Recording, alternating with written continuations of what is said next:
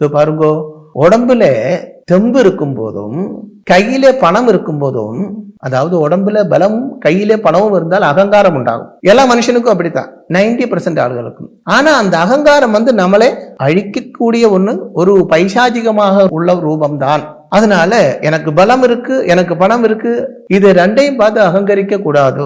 இதெல்லாமே அஸ்திரம் தான். எவ்வளவு பலம் இருந்திருந்தாலும் ஒரு சின்ன நோய் வந்தா போதும் இல்லையோ, ஒரு சின்ன ஆக்சிடென்ட் நடந்தா போதும் இல்லையோ. அப்ப அதுல அர்த்தமே இதெல்லாம் ஊதி பெருக்கிய பலூன் மாதிரி தான். பலூன் தெரியும் இல்லையோ, ஊதி ஊதி ஊதி பெருக்கிட்டு இவ்வளவு வச்சு பாருங்க.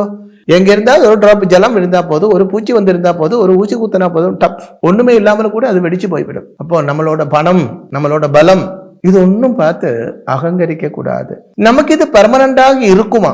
அப்படி இருக்க வேண்டுமானால் என்ன செய்ய வேண்டும்? இதற்குள்ள வழிதான் ஜோதிஷம். நல்லா புரிஞ்சுக்கோங்க. புரிஞ்சு இதை பார்த்து இது பெர்மனண்டாக இருக்கிறதுக்காக